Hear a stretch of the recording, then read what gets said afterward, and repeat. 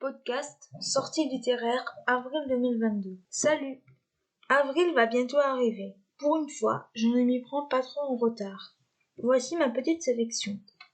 Le premier roman est le tome 1 de la série Veronica Speedwell de Dina Raybourn qui sortira chez les éditions Hauteville le 6 avril. Une enquête qui se déroule au 19e siècle. Le résumé. Londres, 1887. Maintenant que sa vieille tante est enterrée, Veronica Speedwell est libre de reprendre ses voyages pour une noble cause, la recherche scientifique et, occasionnellement, un peu de batifolage amoureux.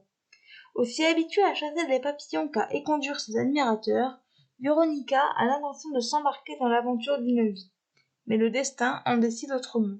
Veronica doit bientôt se libérer d'une tentative d'enlèvement avec l'aide inattendue d'un énigmatique baron allemand.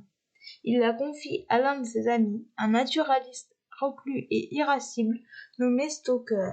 Lorsque le baron est assassiné sans avoir pu révéler ce qu'il savait du complot contre elle, Veronica, poursuivie par un assaillant insaisissable, est contrainte de former une alliance avec Stoker pour découvrir la vérité. Le deuxième roman est Nos cœurs aidants de Celia Samba, qui sortira chez Hachette le 6 avril. La couverture est printanière. Le résumé. Laurie vit avec son frère, Elliot, et leur mère, gravement malade, qui requiert une attention de tous les instants. Refusant de l'abandonner, Laurie décide de s'occuper entièrement d'elle, quitte à mettre sa propre vie entre parenthèses. À 19 ans, Laurie devient aidante, tout comme son frère, mais pour Elliot, qui vient d'entrer au lycée, le quotidien est de plus en plus difficile à la maison.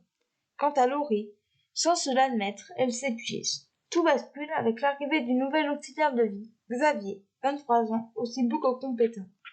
Ce dernier perçoit immédiatement les souffrances de cette famille et décide de tout faire pour les en délivrer, en commençant par rappeler à Laurie qu'elle doit vivre, elle aussi. Le prochain roman est le tome 1 de la série Piper Fallon de Kel Carpentier, qui sortira chez les éditions Altergill Collection Infinity le 11 avril.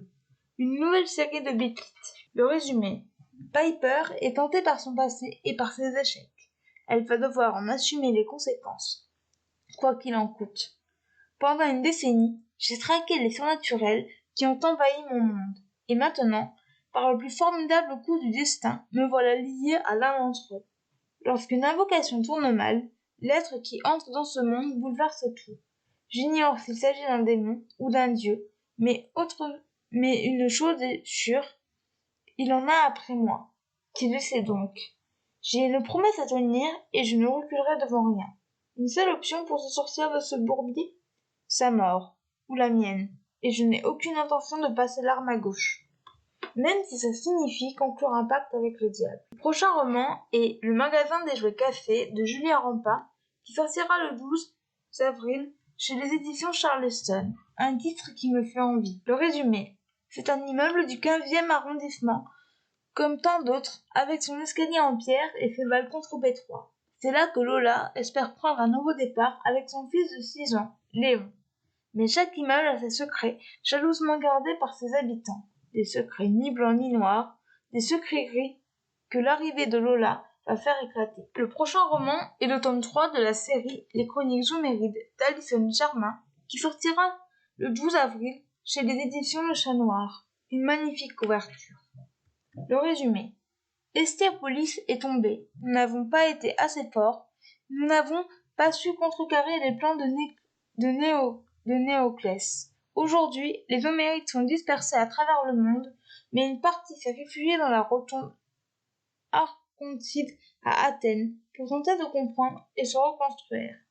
Car si les murs de la cité gardienne étaient censés nous protéger, peut-être voilaient-ils également la vérité, ces éléments clés qui nous font défaut pour démêler les projets de nos ennemis, leur identité et surtout pour enfin anticiper leurs prochains mouvements et contre-attaquer.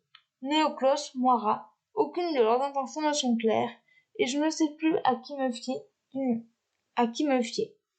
Mon frère, devenu aveugle, lutte contre son propre cauchemar qui lui souffle l'existence d'une nouvelle menace.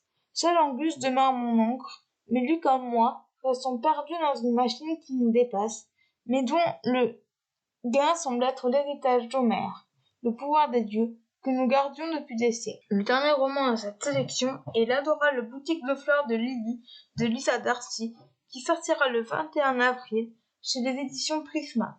Un feel-good. Le résumé. Un feel-good coloré, romantique, authentique et pétillant. Le même jour, Lily rate une promotion pourtant méritée et son petit ami se voit offrir un job à l'autre bout du monde. La jeune femme va devoir faire un choix. Doit-elle embrasser la vie d'expatriée avec Matt ou accomplir son rêve d'enfant et devenir fleuriste? Décidant de suivre son cœur, Lily quitte Sydney pour vivre avec sa tante près des côtes australiennes et décide de recommencer à zéro. Mais s'intégrer à la communauté très soudée de la petite ville s'avère plus difficile qu'elle ne le pensait. Alors qu'elle navigue entre de nouvelles amitiés, des soucis financiers et la tentation du retour à la vie citadine, Lily découvre que les fleurs peuvent lui apporter le bonheur qu'elle recherchait. Et quand l'amour pointe de nouveau le bout de son nez, Lily réalise qu'elle ne peut pas s'engager avant d'avoir réparé ses erreurs. Saura-t-elle se réconcilier avec son passé et découvrir le vrai sens de l'amour? Et vous, quel roman vous tente? Voilà, c'en est tout pour ce podcast. J'espère qu'il vous aura plu. N'hésitez pas à me donner votre avis et vos commentaires sur YouTube, à vous abonner à la chaîne, et je vous retrouve très bientôt pour un nouveau podcast. Ciao!